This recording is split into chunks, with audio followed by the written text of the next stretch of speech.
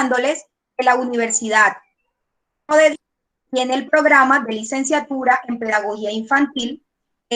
Tenemos el gusto de invitarlos a este panel orientado por la docente Yasmín Flores. Les agradecemos eternamente por estar aquí. Hoy tenemos el gusto de invitarles a unas panelistas, como son la señorita Zoraida Acosta, Daniela Bejarano, Teresa Betancourt, Cindy Castro, Lina Delgado, Marjuris Gómez, Marta Hernández, Zenia Torres, Liliana Solano, Gisela Hernández y quien les habla, Cindy Paola Galvis. De manera que es importante conocer que el lenguaje es un medio de comunicación a través de un sistema de símbolos en el niño, que es de gran importancia su adquisición, el cual se realiza entre los 11 meses y los 3 años de edad. Para el desarrollo de este panel, tendremos la oportunidad de escuchar a nuestras invitadas con unas preguntas generadas por el público que son de gran importancia para el total desarrollo de este tema. Para eso, invitamos a la señorita Liliana Solano. Liliana, muy buenas noches, bienvenida. Tenemos una pregunta para ti. Liliana, ¿qué es el trastorno del lenguaje? Bueno, primero que todo, buenas. Muchas gracias por esta hermosa invitación en el día de hoy a este panel organizado por las licenciadas en Educación en Pedagogía Infantil de la Universidad Minuto de Dios Barranquilla. Bueno, tu pregunta es, ¿qué es el trastorno del lenguaje? Es un trastorno del habla o lenguaje que se refiere a los problemas de la comunicación u otras áreas relacionadas, tales como las funciones motoras orales. Estos atrasos y trastornos varían desde simples sustituciones de sonido hasta inhabilidad de comprender o utilizar el lenguaje o mecanismo motor oral para el habla y la alimentación. Algunas causas de los impedimentos del habla o lenguaje incluyen la pérdida auditiva, trastornos neurológicos, lesión cerebral, discapacidad intelectual, abuso de drogas, impedimentos tales como el labio leporino y abuso o mal uso vocal. Sin embargo, con mucha frecuencia se desconoce la causa. Muchísimas gracias, señora Liliana. Tenemos una pregunta para la señorita Zenia. Zenia, ¿cuáles son los tipos de trastorno del lenguaje? Ok, Cindy, buenas. Bueno, yo les voy a hablar un poquito sobre los tipos de trastornos del lenguaje que encontramos. Bueno, son 14 tipos de trastornos del lenguaje. Bueno, principalmente los trastornos del lenguaje más comunes y conocidos son trastornos del lenguaje oral como escrito y tanto de comprensión como de producción. Sin embargo, aunque afectan a la comunicación, no se consideran propiamente trastornos del lenguaje aquellos que no se limitan a este ámbito, como es el mutismo selectivo, el cual es un problema de ansiedad y no de lenguaje, que encontramos perfectamente preservados. En primer lugar, tenemos el trastorno del lenguaje, pues que antiguamente era conocido como el TEL, trastorno específico del lenguaje. Se caracteriza por la presencia de problemas de comprensión y expresión del lenguaje en personas con discapacidades intelectuales típicas en individuos de su misma edad. Tenemos la dislalia funcional o trastorno fonológico. El trastorno fonológico, antes conocido como dislalia, es un problema del lenguaje oral en el que se producen dificultades en la articulación, haciendo del lenguaje algo poco comprensible y limitado practicando socialmente. Tenemos la disartria. Se considera aquella dificultad en la articulación del lenguaje producida por una alteración cerebral o situada en las fibras nerviosas que regulan la articulación y producción del lenguaje. Se considera un tipo de discapacidad orgánica. Tenemos la disglosia. La diglosia es una dislalia orgánica producida por la alteración morfológica que impide o dificulta el uso normal del lenguaje correctamente. Tenemos el trastorno de la fluidez o disfemia. El también conocido como tartamudeo es un problema relativamente común en la infancia, aunque en algunos casos se cronifica. El principal problema se encuentra en las dificultades en el que la fluidez no produce por sí misma. Tenemos el trastorno de la comunicación social. también llamado trastorno de la comunicación pragmática. Este se basa existentemente en las dificultades a la hora de usar la lengua de una manera adecuada en el contexto. Tenemos, bueno, este más que todo, compañeras, es sintomáticamente habitual en individuos con autismo y Asperger. Tenemos la afasia o disfasia. La afasia son todas aquellas alteraciones en las que se produce la pérdida o la dificultad para producir, comprender o repetir el lenguaje debido a la existencia de una lesión cerebral. Tenemos, en octavo puesto, tenemos la dislexia y alexia. Uno de los trastornos del lenguaje más conocido, pero en este caso del lenguaje escrito. La dislexia es la dificultad para la lectoescritura, en el cual el sujeto tiene problemas para comprender lo que lee o realiza de la lección leída. Tenemos la hiperlexia. Este problema se caracteriza por una gran habilidad para la lectura rápida, pero por lo general con poca comprensión y retención del material leído. Tenemos la disgrafia o la agrafia. Bueno, este se entiende por disgrafia a la dificultad para producir lenguaje escrito, existiendo problemas a la hora de codificar y generar letras, palabras o frases. Tenemos la disortografía. Bueno, este más que todo es un problema en el que el principal déficit se da a la hora de escribir correctamente el contenido del mensaje que queremos producir. Tenemos la glosalía, que es el uso del lenguaje inventado por parte del sujeto, siendo impredecible para los oyentes. Tenemos la taquifemia. La taquifemia es un trastorno del habla que el sujeto, valga la redundancia, habla de manera excesivamente rápida hasta el punto que se produce una fuga de palabras y continuos errores derivados de la gran velocidad en la que habla. Y tenemos por último, pues el trastorno de la mímica. Bueno, aunque por lo general no se considera como trastorno del lenguaje, lo cierto es que a nivel del lenguaje no verbal, la mimia puede ser el elemento fundamental de la comunicación. La dismimia supone de la falta de cohesión entre lo expresado y lo pensado. En cambio, que la hipomimia es la presencia de una cantidad de movimientos reducidos y a la amimia de ausencia de expresión a través de los movimientos. Por lo contrario, las hipermimias son expresiones exageradamente de los movimientos. Muchas gracias, compañeros. Okay. A ti, Senia, muchísimas gracias. Tenemos por aquí una pregunta para la señorita Daniela. Daniela, ¿cuáles son las causas del trastorno del lenguaje? Buenas noches, ¿cómo están? Gracias por la invitación. Bueno, las causas del trastorno del lenguaje son causas genéticas. Según varias investigaciones, se puede determinar que una de las causas del trastorno del lenguaje son genéticas. Es decir, que los niños que tienen antecedentes de discapacidades del lenguaje en sus padres o familiares pueden presentar este trastorno. Así como también se relaciona con otro tipo de trastorno. El trastorno del lenguaje se relaciona con trastorno del síndrome de Down, trastorno del espectro autista y discapacidades intelectuales. Los niños que presentan alguno de estos trastornos es posible que tengan un lenguaje desordenado y fragmentario, teniendo en cuenta que el balbuceo y la imitación son ausentes en su primera etapa. También se presenta el trastorno del lenguaje en déficit de atención o hiperactividad TDAH, ya que se les dificulta la adquisición, la articulación e implementación del lenguaje en su vida cotidiana. Es por esto que el trastorno del lenguaje puede ser frecuente como hasta el 15% en los niños que presentan TDAH. La pérdida de audición también puede ser una causa del trastorno del lenguaje, teniendo en cuenta que la audición y el lenguaje van de la mano.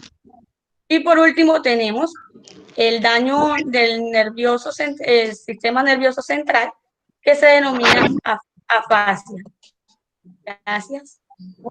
Muchísimas gracias. Tenemos una pregunta para la señorita Marjorie. Marjorie, ¿qué características suelen tener los niños con trastorno del lenguaje? Buenas noches por su invitación.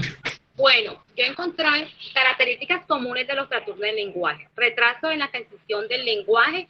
A veces se presentan las primeras palabras que después se pierden y a veces se pierden todos los sonidos.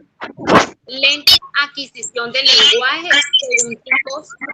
Cuando aparece se da con dificultad de inteligibilidad y madurez en las formas sintácticas, errores morfológicos. Importante que se mantienen con el tiempo. Si la comprensión se ve afectada en el cuadro conductal, es más complejo.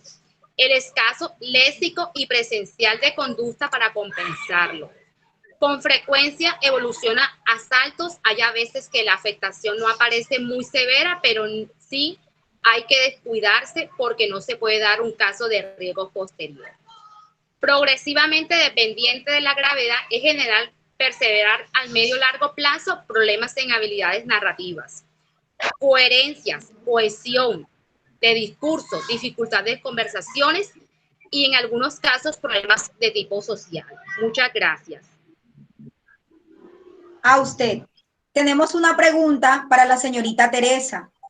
¿Cuáles son los criterios para diagnosticar a un niño con trastorno del lenguaje? ¿Y quién es el que los diagnostica? Bueno, buen día, compañeros. Espero que se encuentren bien. Bueno, los criterios para diagnosticar un niño o una niña con trastorno del lenguaje son: depende de la edad del niño y las preocupaciones que dieron el origen a una evaluación, el cual se le hace al infante. Por lo general, es una evaluación o un test que se realiza individualmente al niño, una entrevista para padres o maestros, una prueba estandarizada sobre el desempeño actual del lenguaje. Y dependiendo de la edad, lo ubicamos en una tabla que encontramos según los tipos del trastorno del lenguaje. Según el tipo del trastorno del lenguaje, vamos diagnosticando y calificando ahí como son el criterio, el trastorno del lenguaje, dificultades persistentes en la adquisición y uso del lenguaje, vocabulario reducido, pocas palabras, no realiza frases, estructura gramatical limitada, se le dificulta situar palabras y terminar una palabra completa. El inicio de los síntomas producen las primeras fases del periodo del desarrollo del lenguaje en el niño.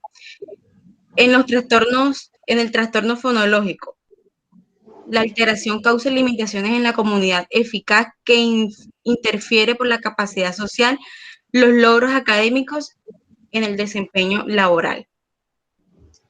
Y en el trastorno de la fluidez en la infancia, como muy bien lo conocemos, el tartamudeo, la repetición de sonidos y sílabas, prolongación de sonidos y consonantes de vocales, bloqueo audible y silencios, pausas al hablar, repetición de palabras completas monosílabas, por ejemplo, yo. Y en el trastorno de la comunicación social, la pragmática, dificultades persistentes en el uso social de la comunicación verbal y no verbal. Se le dificulta comunicarse con las demás personas, usualmente con las personas de su edad. Los síntomas comienzan en las primeras fases del periodo del desarrollo, pero las deficiencias pueden no manifestarse totalmente hasta que las necesidades de la comunicación social superen. Y quien los diagnostica es un logopedagógico o un psicopedagógico.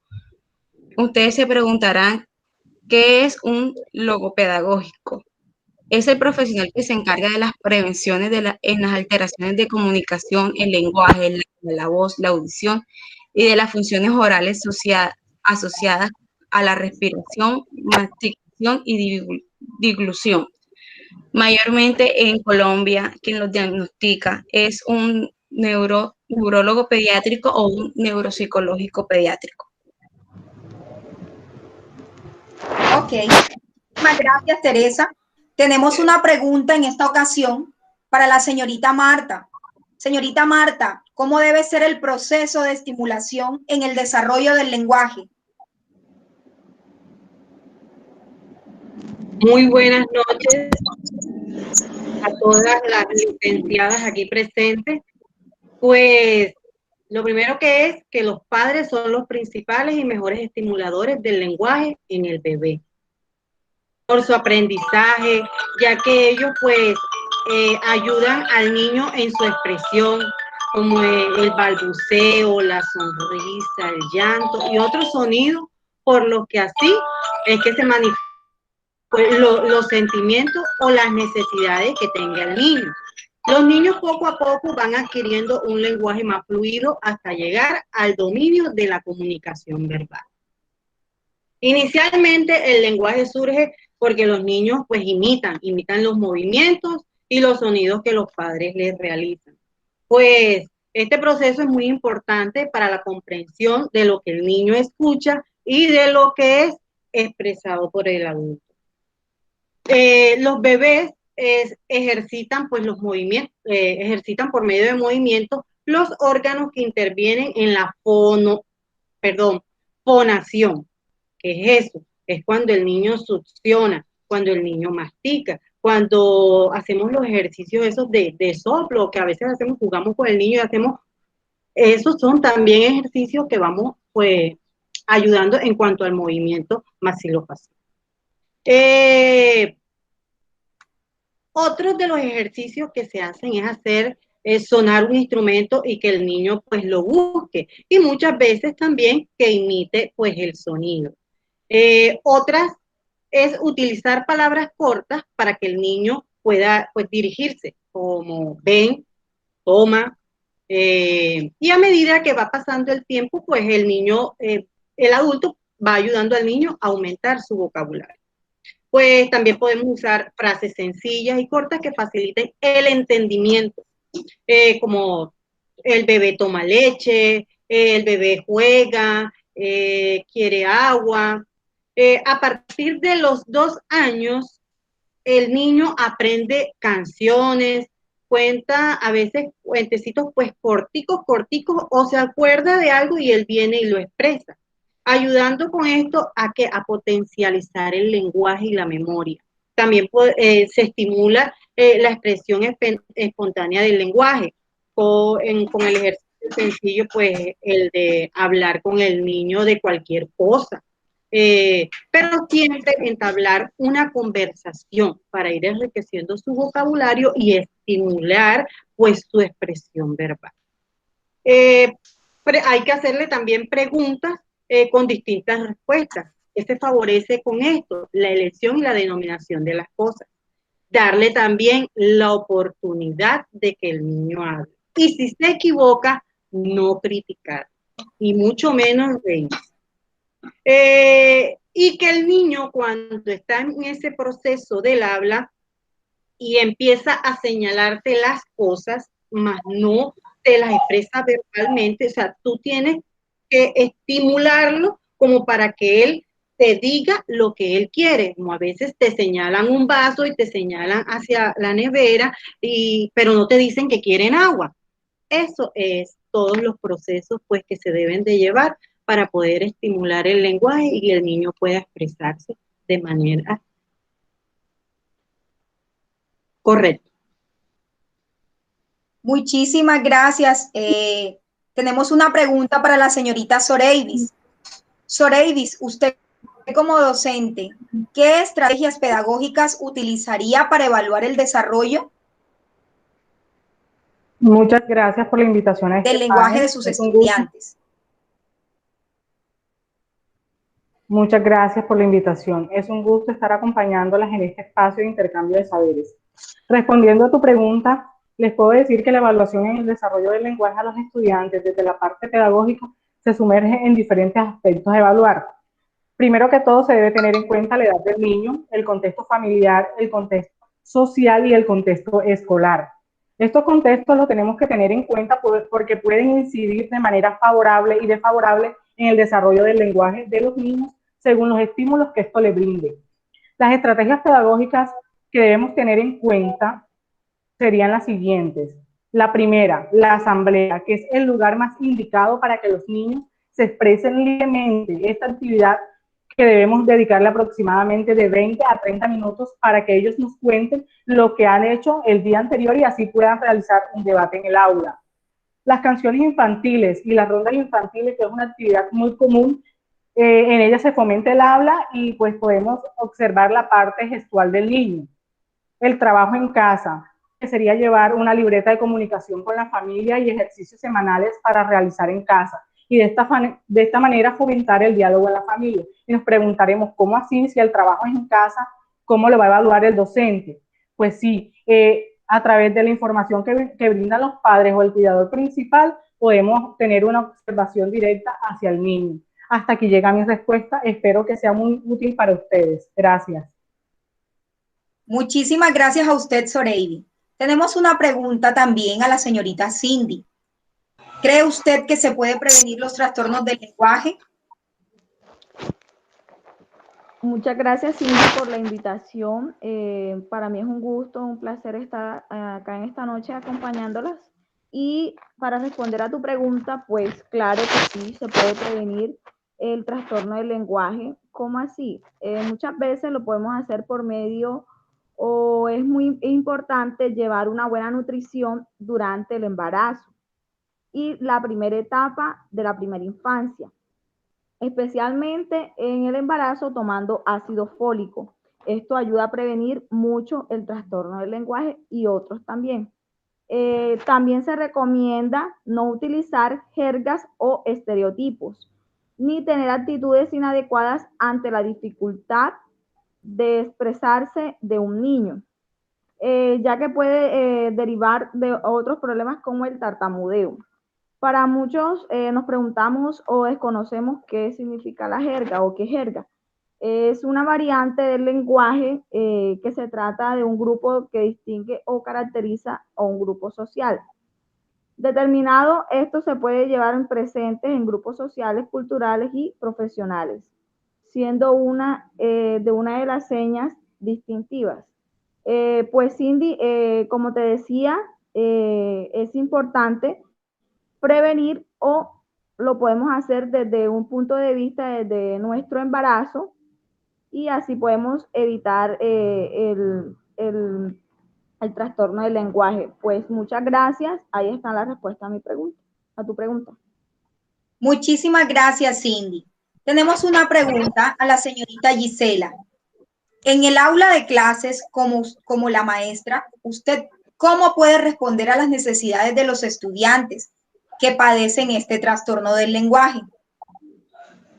Bueno, ayudándolos a la observación y exploración de los intereses del niño, esto lo ayuda a involucrarlos a ellos y a que se animen a comunicarse y a participar de las actividades que se realizan en el aula de clases.